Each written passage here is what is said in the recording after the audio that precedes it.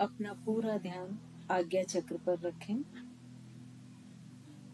आज्ञा चक्र जहाँ तिलक या बिंदी को लगाते हैं। ब्रीदिंग को नॉर्मल रहने दें और कोशिश करें कि आज्ञा चक्र पर आपको जो भी विजुअलाइज हो रहा है उसे सहज भाव से देखते जाएं।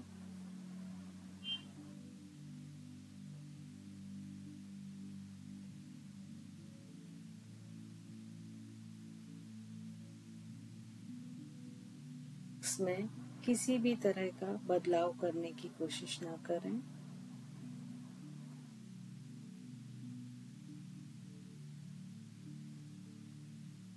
आज हम णमुकार मंत्र के तीसरे पद णमो आयरी आड़म पर मेडिटेशन करने वाले हैं। इसका अर्थ होता है कि मैं आचार्य परमेष्ठी को नमस्कार करता हूँ। अपने आज्ञा चक्र पर आचार्य परमेष्ठी की फोटो या उनकी मूर्ति, प्रतिमा या उनकी इमेज को विजुअलाइज करें और उसे आज्ञा चक्र के केंद्र में स्थापित करने की कोशिश करें।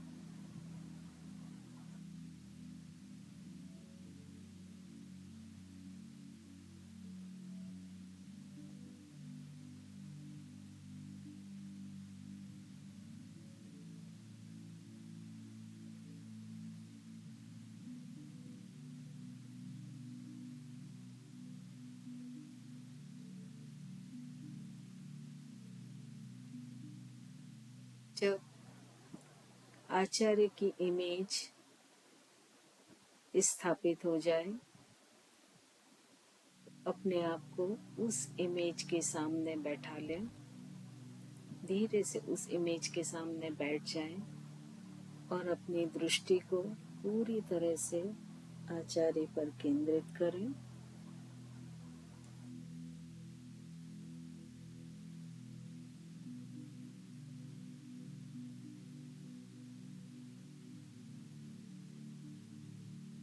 आचार्य वे होते हैं जो हमें ज्ञान प्रदान करते हैं।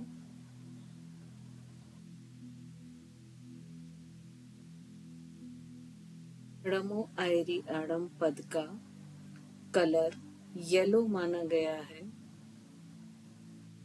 विजुअलाइज करें कि आपके पास में ही एक वाइट बोर्ड है जिस पर आप येलो कलर, बिल्कुल जैसे हल्दी का येलो कलर होता है वैसे येलो कलर का आपके हाथ में पेन है और 9 बार णमो आयरी आड़म उस बोर्ड पर लिखें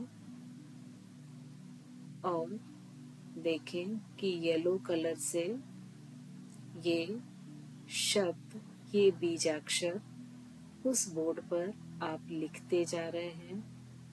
णमो आयरी आड़म। कोशिश करें कि जो शब्द आप लिख रहे हैं वो बहुत सुंदर हो।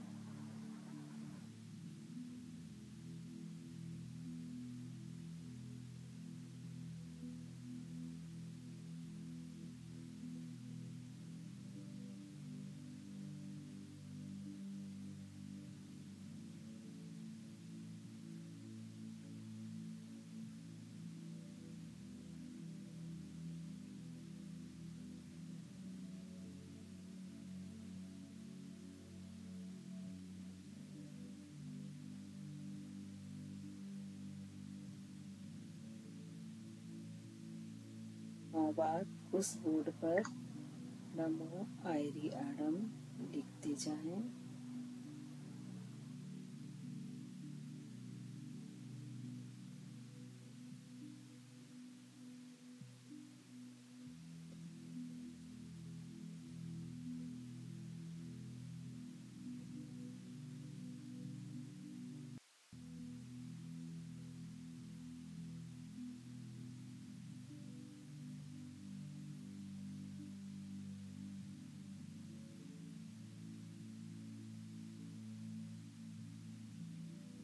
अपना पूरा ध्यान अपनी राइटिंग पर ओडमो आयरी आडम के कलर पर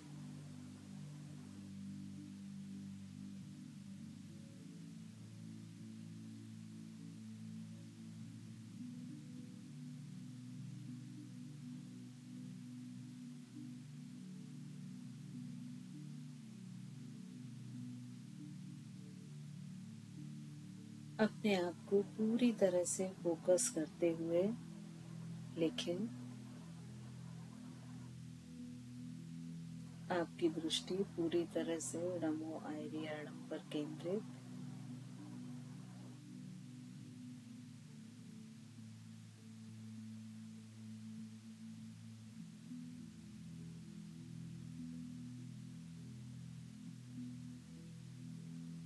जब आपका 9 बार लिखना हो जाए तो हाथ को धीरे से नीचे लेकर आ जाएं।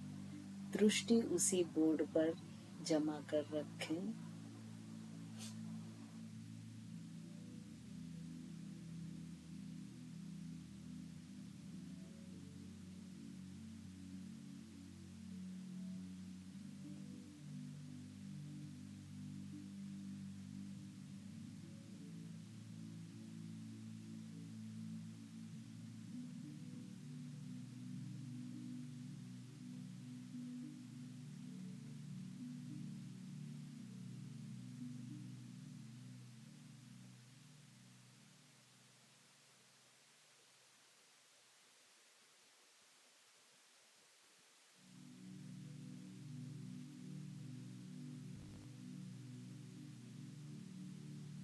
एक बार फिर से अपने सामने बैठे आचार्य के बिंब को देखें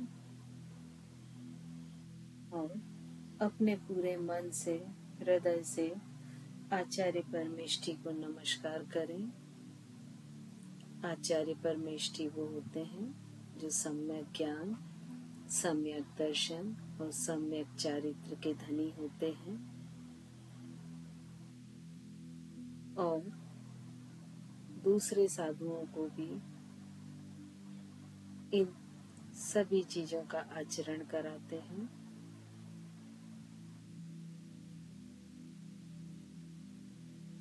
ये साधु ज्ञान में पारंगत, मेरु के समान निश्चल, पृथ्वी के समान सहनशील, समुद्र के समान मल या दोषों को अपने से बाहर फेंक देना, इन गुणों से युक्त होते हैं। एक एक गुण को अपने अंदर टटोलें। आप अपनी चीजों पर कितने अडिग रहते हैं, कितना निश्चय आपका दृढ़ होता है, वो कौन सी परिस्थितियां होती हैं जहां पर आप निश्चय रखते हुए भी डिग जाते हैं।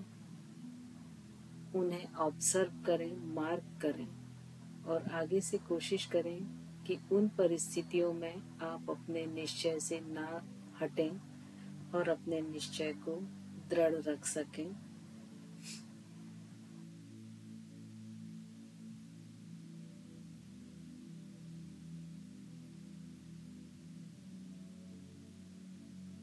अपने उन गुणों को मार्क करें, उन गुणों को अपने से अलग करने की कोशिश करें जो कोई भी आपके दृढ़ता पूर्वक किए गए निश्चय को डिगा देते हैं या आप उसके विरुद्ध निर्णय ले लेते हैं।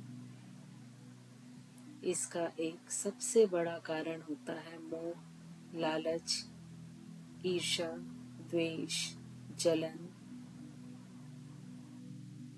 अपने अंदर टटोलें। यदि कहीं भी इनमें से कोई भी एक गुण दिखता है या ऐसा कोई पल याद आता है कि जब हमने मोहवश, ईर्ष्यावश, जलनवश अपने सही निश्चय पर दृढ़ न रहकर उसे बदल दिया था, अगर कभी ऐसा इंसिडेंट हुआ था तो उसके लिए उस व्यक्ति से क्षमा मांगे और भविष्य में ध्यान रखें कि जिस गुण के कारण आपने अपने निश्चय बदले थे उस गुण को अपने आप से बाहर की तरफ कर दें। अपनी बॉडी से रिलीज करते हुए उसे पूरी तरह से बाहर कर दें और सामने बैठे आचार्य परमेष्ठी के सामने पूरी दृढ़ता के साथ ये प्रतिज्ञा लें कि आप अपने निश्चय पर, जो कि अगर सही है तो उस पर अडिग रहेंगे।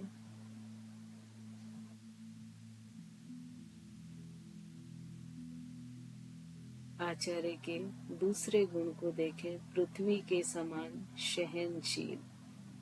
अपनी सहनशीलता को नापें,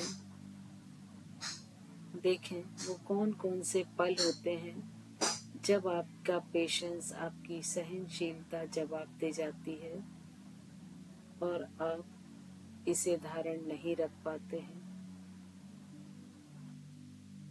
क्रोध, इरिटेशन,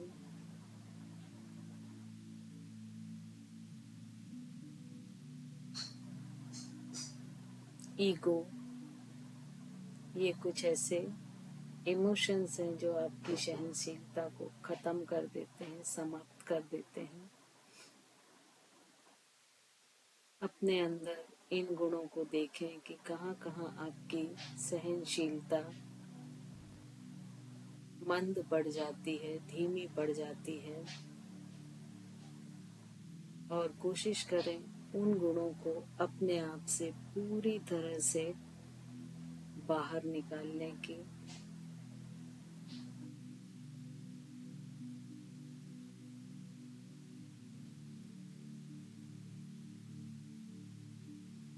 एक बार फिर से आचार्य परमेष्ठी के बिंब को देखें, उनके तेज को देखें, ब्राइट, चमकदार, हर तरफ हर एक सेल तेज से भरा हुआ, मल विहीन एक आचार्य ठीक उसी समुद्र के समान होता है कि जैसे समुद्र में आप कोई भी चीज यदि डालते हैं तो वो लहरों के साथ वापस उसे किनारों पर फेंक देता है। बिल्कुल ऐसे ही साधु, आचार्य साधु जो होते हैं वो अपने अंदर और बाहर के जितने मल होते हैं उन्हें बाहर फेंक देते हैं। आप अपने अंदर के दोषों को, अपने अंदर के मल को देखें। इमेजिन करें कि आप अपने घर में रोज सफाई करते हैं, झाड़ू लगाते हैं, रोज जो कचरा निकलता है उसे आप बाहर फेंकते हैं, लेकिन देखें कि माइंड की सफाई किए हुए, मन की सफाई किए हुए कितना समय हो गया है।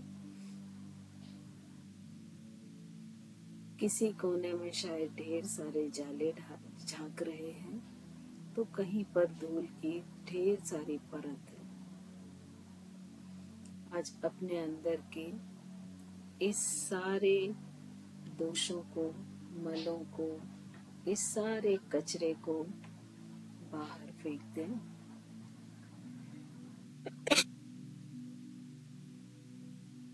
अपने मन को डिटॉक्स करते जाएं।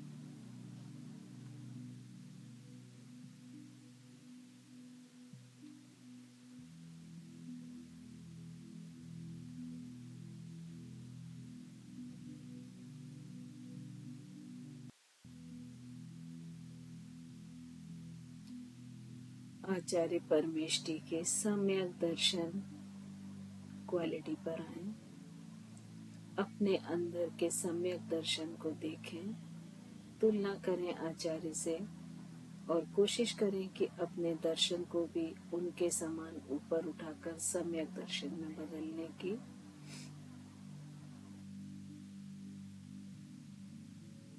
देखें आपके सामने बहुत सारे लोग खड़े हैं, क्या उन सबको आप सम दृष्टि से देख पा रहे हैं? उसमें हो सकता है आपका बेटा या बेटी हो, आपके पेरेंट हो, वहीं कोई आपके पेरेंट की एज के ही अन्य लोग हों, या आपके बच्चों की एज के, आपके शिवलिंग की एज के। क्या आप उन सबको समदृष्टि से देख पा रहे हैं।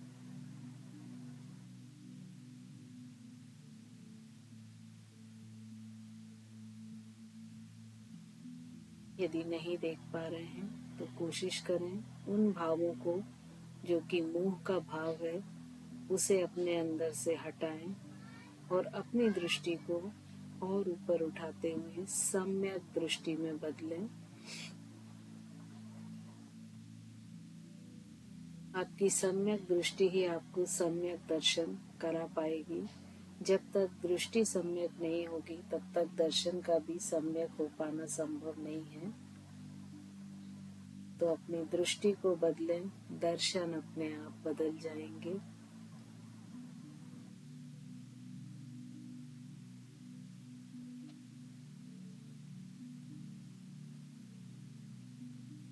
साधु परमेष्टि के एक और गुण सम्यक चारित्र पर हम आते हैं। देखें, अपने चरित्र को टटोलें, कहाँ कहाँ क्या क्या कमियां हैं, वो कौन सी जगह है जहाँ पर आपका ईगो, जहाँ पर आपका स्वाभिमान, जहाँ पर आपके कुछ नेगेटिव थॉट्स आपके व्यक्तित्व को प्रभावित करते हैं। अपने अंदर के आज सारे वो नेगेटिव पॉइंट्स ढूंढें जो कि आपको सामने बैठे हुए आचार्य परमेष्ठी में नहीं दिख रहे हैं।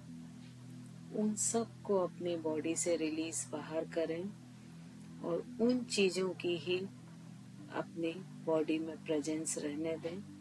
वे गुण, वे क्वालिटी जो आचार्य परमेष्ठी में भी दिखते हैं,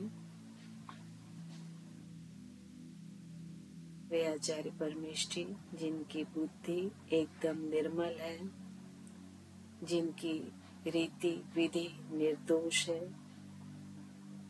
जो अटल हैं, मेरु पर्वत के समान निष्कंप हैं, शूरवीर हैं, श्रेष्ठ हैं, शुद्ध हैं, सौम्यता की मूर्ति हैं। उनके अंतरंग बहिरंग दोनों ही निर्मल हैं, दोषों से रहित हैं और दोनों ही समभाव में। यहाँ पर अपने बहिरंग और अंतरंग को देखें कि क्या आप बाहर से भी वही है जो आप अंदर हैं।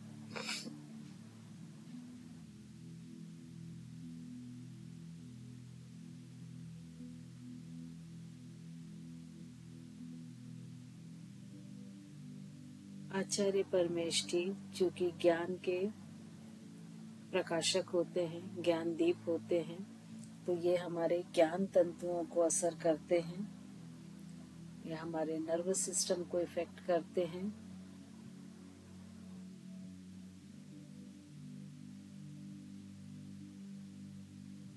विजुलाइज करें कि आप जहाँ बैठे हैं दोनों तरफ बहुत सारे सनफ्लावर के पौधे लगे हुए हैं।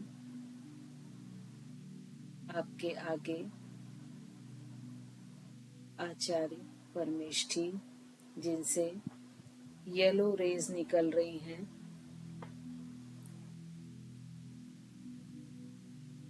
उनके पीछे से उदित होता हुआ सूर्य, आपके साइड में बोर्ड है जिसमें येलो कलर से डमो आयरी अडम आपने लिखा हुआ है। थोड़ा सा और गर्दन को पीछे की ओर घुमाकर देखें, दूर दूर तक फील्ड है जिस पर सनफ्लावर लगे हुए हैं और चूंकि सूरज उदय हो रहा है, सनराइज हो रहा है, तो सारे फूल आपकी तरफ टर्न हो गए हैं और दूर दूर तक येलो कलर के सनफ्लावर्स आपको दिख रहे हैं।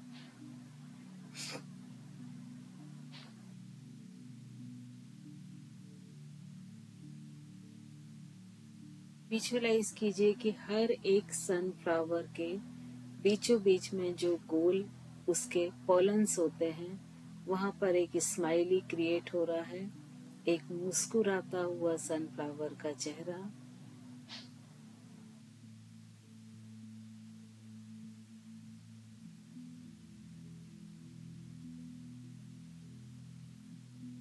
और धीरे धीरे एक जो मुस्कुराने का हल्का सा साउंड होता है उसे सुनने की कोशिश करें।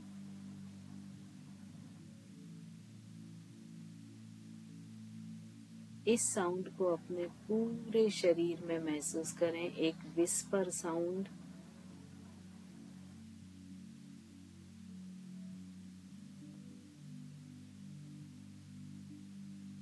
और ये जो विस्पर साउंड है, इसे मैं अपने आचार्य के साउंड को भी सुनने की कोशिश करें, बिल्कुल ऐसे ही जैसे वो आपके कान में आके कुछ आपको उपदेश दे रहे हैं, आपसे कुछ कह रहे हैं।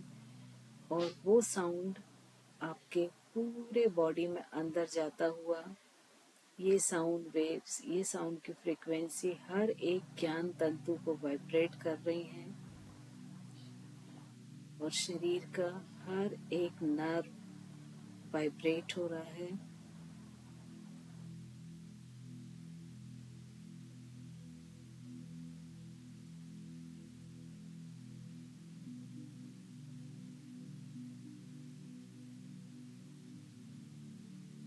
धीरे से उस बोर्ड की तरफ देखें जहां आपने नमो आइरियाडम येलो पेन से लिखा हुआ था।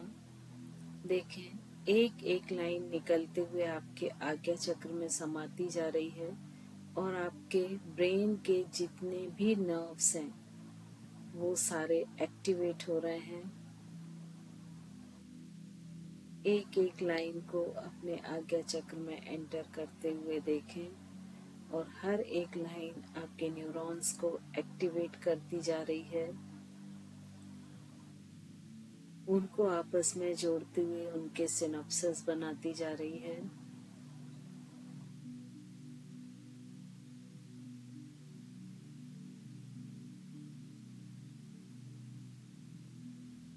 और धीरे धीरे 9 लाइंस जो आपने लिखी थी वो एक एक करके आज्ञा चक्र में के अंदर जा रही हैं और बोर्ड ब्लैंक होता जा रहा है।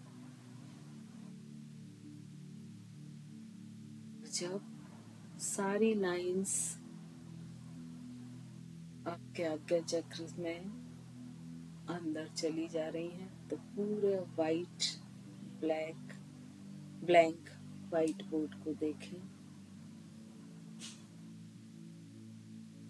अपने पूरे ध्यान को अपने आज्ञा चक्र पर रखें और देखें कि आपके न्यूरॉन्स में वाइब्रेशन हो रहा है।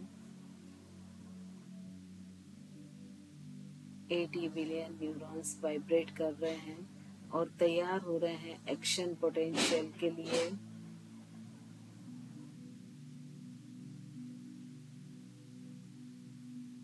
अपनी दृष्टि को एक बार फिर से सामने बैठे आचार्य परमेष्ठी पर डालें और देखें उन्होंने अपना राइट हैंड आशीर्वाद की मुद्रा में उठाया हुआ है।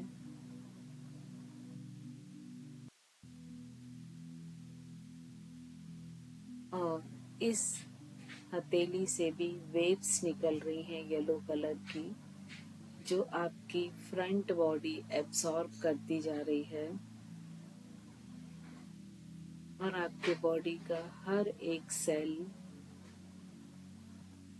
इन रेस से भरता जा रहा है, येलो होता जा रहा है।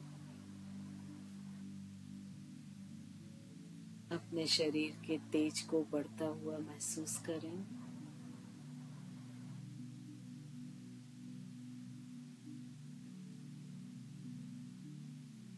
विजुअलाइज करें कि आप एक शुद्ध आत्मा हैं, सारे भेदों से परे इस समय आप एक शुद्ध आत्मा हैं और आपके सामने आचार्य परमेष्ठी का जो हाथ उठा हुआ था उन्होंने धीरे से आपके सिर पर रख दिया है। अपने सिर पर उस टच को, उस स्पर्श को फील करें, महसूस करें कि आपका पूरा शरीर एक रोमांच और एनर्जी से भरता जा रहा है, क्योंकि वो जो हाथ हैं वो बहुत अधिक एनर्जेटिक हैं। अपने हर एक सेल तक उस एनर्जी को पहुंचता हुआ फील करें।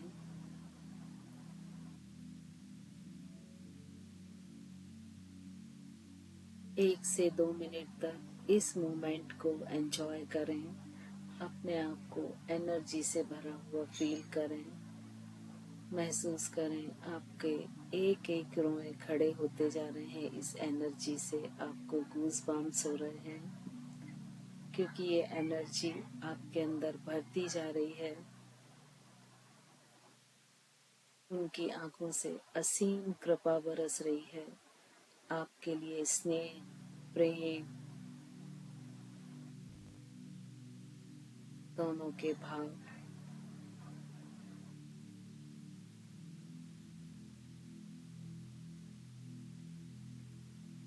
2 मिनट तक इस पूरी परिस्थिति को एंजॉय करें, इस मोमेंट को एंजॉय करें।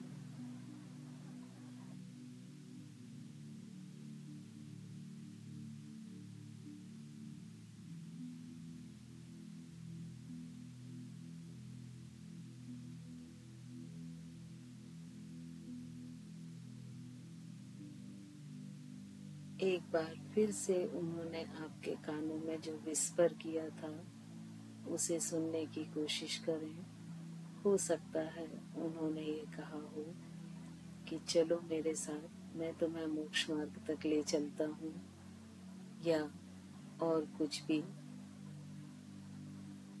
सोचे उन्होंने क्या कहा था और उसे याद करें।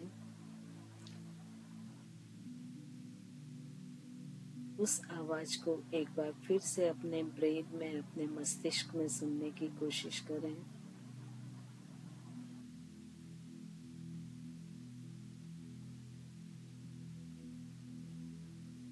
अपने अंदर कुछ पा लेने की खुशी, अचीवमेंट के लिए जो जज्बा होता है, जो खुशी होती है, उसे महसूस करें।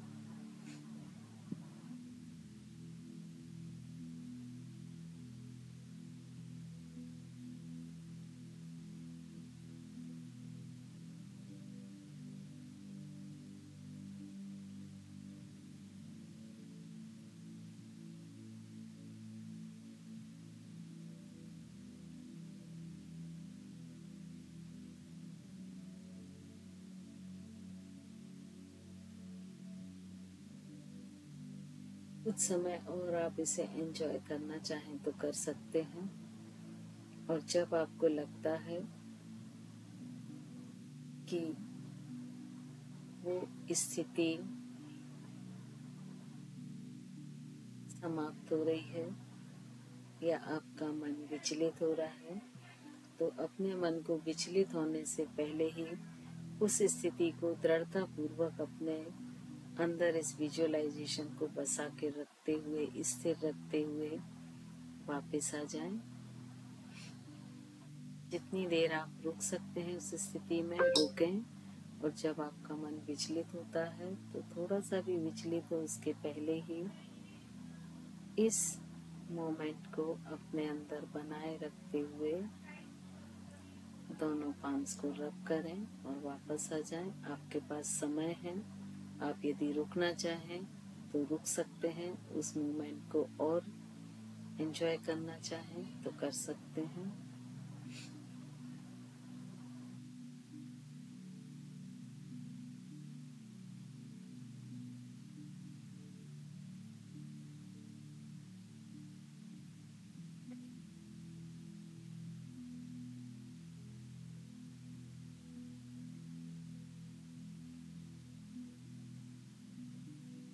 जब आपका मन वापस आने का हो जाए तो दोनों पाम्स को रब करें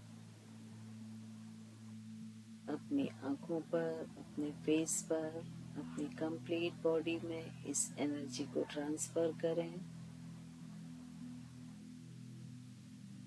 एक बार फिर से दोनों पाम्स को रब करें और बॉडी के उन पार्ट्स पर टच करें जहां पर आपको दर्द या तकलीफ है।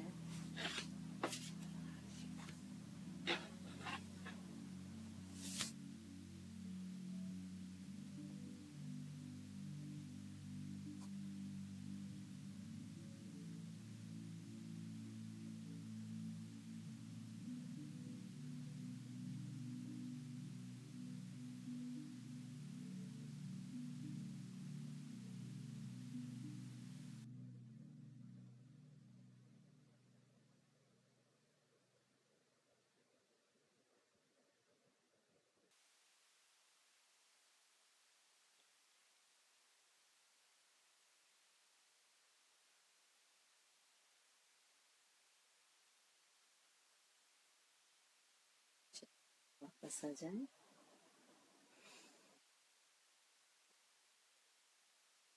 आप में से कोई कुछ कहना चाहता है, पूछना चाहता है तो अपने आप को अनम्यूट करके बोल सकते हैं।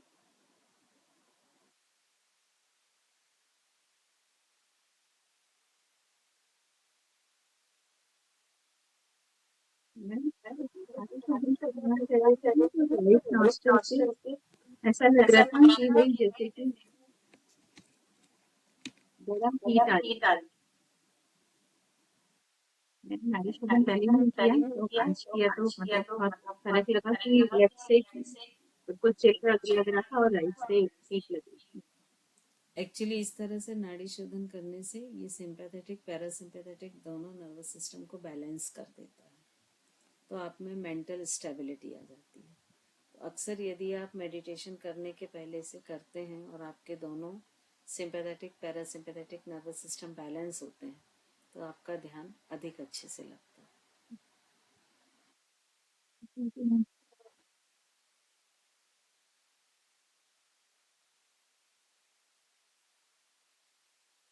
चलिए, और कोई कुछ बोलना चाहता है? मैम कई बार ऐसा लगता है कि थोड़ा हेवीनेस हो गया है, तो ये गुड है या ये बैड है या मतलब ओके है, क्या है ये? हैवीनेस आ जाता है। मतलब जैसे हाँ, यहाँ पे वो मुझे कोई खराब नहीं लग रहा है, तो जैसे एक होता है ना कि आप थोड़े से उस चीज में ऐसे ज्यादा घुस गए हैं तो उससे थोड़ा हैवी लग रहा है, तो वो चीज सही है या मतलब? वो कई बार रहती है, लेकिन वो भी डिटॉक्स होने की प्रक्रिया है। तो जैसे जैसे डिटॉक्सिफिकेशन होता जाएगा तो ये ऑटोमेटिक कम होता जाएगा। जैसे हम कभी भी जब एक्सरसाइज शुरू करते हैं तो आप देखिए एक आध दो दिन हो सकता है मसल्स पेन हो, लेकिन उसके बाद जब हम लगातार करते रहते हैं तो धीरे धीरे वो ऑटोमेटिक कम होता जाता है। तो ये भी इसी तरह की एक मेंटल, चूंकि हम एक्सरसाइज कर रहे हैं तो वो हैवीनेस भी कई बार डिटॉक्स होने का एक सिंबल होता है। तो जैसे जैसे ये आपकी डिटॉक्सिफिकेशन होती जाएंगी ये ऑटोमेटिक कम हो जाएगा, स्ट्रेंथ बढ़ती जाएगी आपके ब्रेन की, तो वैसे वैसे ये ऑटोमेटिक कम हो जाएगा। और मैम एक रीजन ये भी हो सकता है जैसे अभी 3 दिन का हमने ब्रेक लिया, कई बार मतलब बहुत ज्यादा एंगेज रहे हम पिछले 3 दिन में, तो शायद उसका भी कुछ एक हो सकता हो है। सकता है।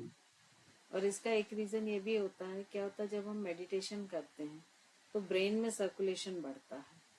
हम्म, तो ब्रेन में चूंकि हमारा ब्रेन एक थोड़ा सा कम प्रेशर का आदी होता है, क्योंकि हार्ट के ऊपर होने के कारण हमेशा वहां पर प्रेशर थोड़ा सा कम होता है कंपेरेटिवली रेस्ट बॉडी। तो जब वहां पर थोड़ा सा प्रेशर बढ़ता है तो इस कारण भी कई बार हैवीनेस लगती है। बट ये हैवीनेस ऐसी होती है कि एक टाइम के बाद ऑटोमेटिक खत्म हो जाती है। मतलब ऐसा होता है ना कि कुछ चीजें जैसे दर्द भी होता है, कि कुछ जैसे एक्सरसाइज के बाद जो मसल्स पेन होता है, जैसे किसी दिन हमने बहुत सारी एप्स एक्सरसाइज कर ली सपोज, तो एप्स मसल्स में जो पेन होगा तो वो पेन है लेकिन वो हमें अच्छा लग रहा है, तो ये उस पैटर्न का हैवीनेस होता है कि हैवीनेस है लेकिन वो हमें अच्छी लग रही है, तो ये ऐसा हो सकता है। प्रीति जी।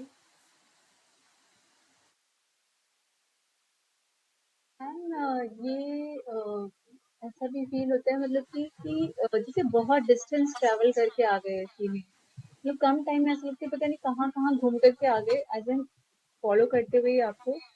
और कुछ चीजें जो है वो फेड हो जाती हैं, एज एन भूल भी जाते हैं कि क्या क्या करके आ गए। एक्चुअली जब आपसे विजुअलाइजेशन कराया जाता है ना, तो विजुअलाइजेशन के दौरान अभी हम देखिए जैसे हम सनफ्लावर की फील्ड पे पहुंचे, है ना, तो ऑब्वियसली ये तो आपके कॉन्शियस माइंड को मालूम है कि आप एक ऐसे जगह रह रहे हैं कि जहाँ आसपास तो नहीं है, थोड़ा आप कहीं दूर निकलेंगे, क्योंकि ये सभी को मालूम होता है कि घर के आसपास कोई पॉसिबल नहीं है।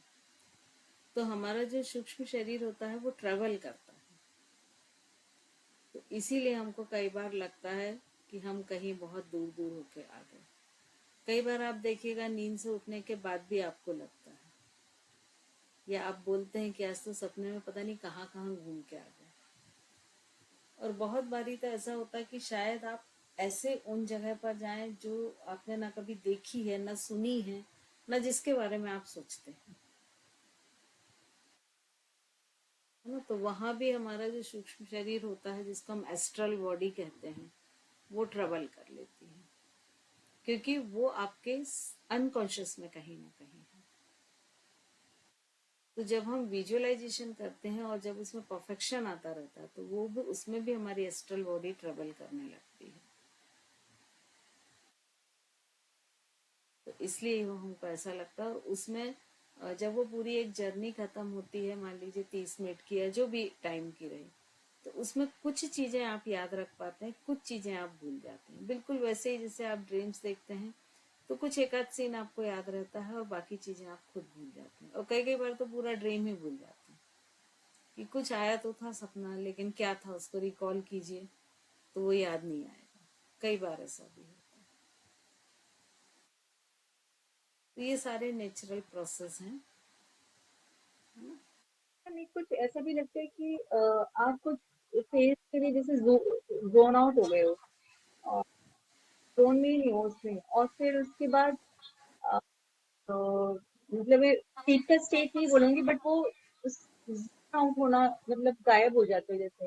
सामान्य से थोड़ा ऊपर होगा, डीपर से थोड़ा कम है, बट हाँ हाँ सामान्य से थोड़ा सा ऊपर हाँ है। हाँ हाँ, और उसकी कोशिश करते हैं वापस आने पे कि ये क्या हुआ था।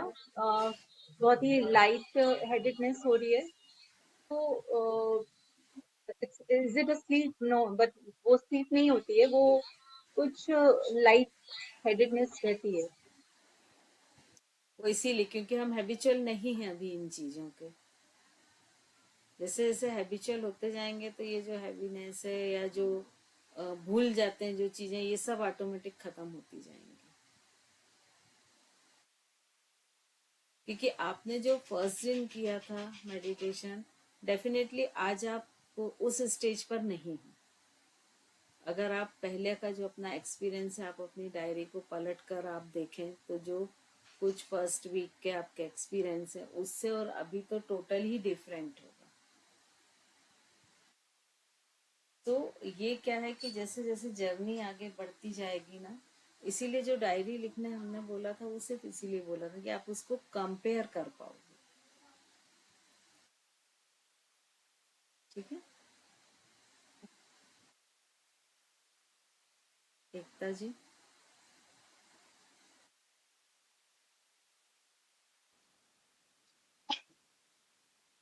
कैसे हैं दीदी? जय जय मैम। आज दीदी जब आप बोल रहे थे कि मतलब आचार्य परमेष्ठी मुस्कुराकर कुछ बोल रहे हैं, तो वो बोल रहे थे मुझसे कि मोह को कम करो, और एकदम खिलखिला के हंस रहे थे। वैसा एक मतलब हो रहा था मुझे। ये मैसेज सबका डिफरेंट होगा, जी जी सिमिलर नहीं होगा। और 100% ये वही मैसेज होगा जो आपके अंदर ज्यादा होगा, जी। है ना। मतलब अनजाने में भी वो एनालिसिस हो रहा है और वो चीज आपकी बोली जा रही है। तो वो जिसका जो भी मैसेज था उसको वो फॉलो करे। उनके लिए वो एक, जैसे बोलते हैं ना कि आचार्य एक राह दिखाते हैं, वैसा एक वो राह उन्होंने दिखाई। और मुझे बार बार मतलब इस मेडिटेशन के थ्रू उनके दर्शन हो रहे हैं। मतलब मुझे अपने आप में इतना अच्छा लग रहा है। जब दर्शन हो रहे थे तो ऐसे लग रहा था कि अगर वो देख रहे हैं हमको तो आंखों में जैसे आंसू आ रहे हैं, उस टाइप का। मतलब एक खुशी हो रही थी देख के उनको वैसा। का मतलब हम ये कह सकते हैं कि आप एक इलेक्ट्रोमैग्नेटिक फील्ड क्रिएट कर पा रहे थे, क्योंकि आपके थॉट तो चल रहे थे लेकिन उसके साथ इमोशंस भी चल रहे थे। और जितनी स्ट्रांग इलेक्ट्रोमैग्नेटिक फील्ड क्रिएट होगी, उतना अच्छा आपका विजुअलाइजेशन माना जाता है। और हमेशा एक चीज का ध्यान रखिए कि आचार्य को फिजिकली होना जरूरी नहीं है कि वो आपको गाइड करे इसके लिए। सेम यही थॉट अभी मेरे मन में आ रहे थे कि अभी जैसे सब बोलते हैं कि अरे आचार्य परमेष्ठी अब दिख नहीं रहे हैं, चले गए हैं, लेकिन अब मुझे और ज्यादा लगा है कि वो बिल्कुल अपने ऊपर ही बैठ के उनका आशीर्वाद मिल ही रहा है पूरे टाइम साथ बिल्कुल। में। तो कभी भी ये ऐसा जरूरी नहीं होता है कि आचार्य जो है वो फिजिकली प्रेजेंट रह के ही आपको गाइड करें, क्योंकि एक जो उनसे हम रिलेशन बनाते हैं, एक जो टेलीपैथी हो जाती है। अभी जैसे कोई मैसेज आपने सुना तो वो एक टेलीपैथी ही थी ना, वो वाकई तो आए नहीं थे बोलने, तो वो एक टेलीपैथी थी। तो वो जो टेलीपैथी कनेक्शन हो जाता है उसके थ्रू हम बहुत सारी चीजें, बहुत सारे कमांड जो हैं वो हम रिसीव करने लगते हैं, उनको फॉलो करने लगते हैं। तो गुरु के लिए कभी भी ये कंपल्सन नहीं होता कि वो फिजिकल ही हो, वो मेंटल लेवल पर भी या अपने सूक्ष्म शरीर के साथ भी हमें गाइड भी कर सकते हैं और हमें मैसेज भी दे सकते धन्यवाद। हैं। ठीक है, सविता जी आप कुछ बोलना चाह रहे हैं? मैं चली गई है, मैंने कैमरा ऑफ नहीं किया। मैम ये पूछना था कि आपने जैसे बताया ना बैठने का स्ट्रेट पोस्चर होना चाहिए बिल्कुल सीधा जैसे वॉल के साथ लग के। हम्म। हम्म। तो वैसे ही मैं बैठती हूँ तो थोड़ी देर में थकने लग जाती है क्योंकि हमारी बॉडी मेरे को आदत ही तो मतलब कंफर्टेबल पोस्चर में बैठने की है ना। तो मेडिटेशन के दौरान कैसे बैठना चाहिए? स्पाइन और हेड आपका स्ट्रेट होना चाहिए। आप वॉल का सहारा ले सकते हैं, चेयर का सहारा ले सकते हैं, लेकिन आप कोशिश करें कि आपकी स्पाइन और आपका सिर पूरा स्ट्रेट रहे, मतलब बॉटम ऑफ द हेड से लेके टेल बोन तक फ्लोर से परपेंडिकुलर है। ये वही बैठने की कोशिश करती हूँ पर मैम अभी मैं कोशिश कर रही हूँ मेडिटेशन में। अगर मेरी शुरुआत है तो मैं इतना अच्छा नहीं कर पाती हूँ जैसे और सब लोगों के रिव्यूज नहीं, सुनती वो हूँ। धीरे धीरे हो जाएगी स्ट्रेंथ डेवलप, ऐसा नहीं है। अभी तो थोड़ी देर में कभी कहीं खुजली और मतलब हिलती तो नहीं हूँ पर फिर भी कहीं ना कहीं कभी दिमाग कहीं भागता है कभी बॉडी में कुछ ना कुछ होता थोड़ा सा समय दीजिए अपने आप को, तो आप धीरे धीरे इन सब चीजों पे कंट्रोल कर पाएंगे, है। है ना? काफी अच्छा लग रहा है, पहले से बढ़ रहा है।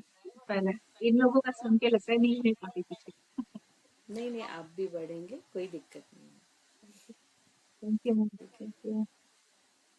चलिए 10 o'clock हो गए हैं, तो अगर किसी को कुछ पूछना है तो वो रुक के पूछ सकता है, बाकी लोग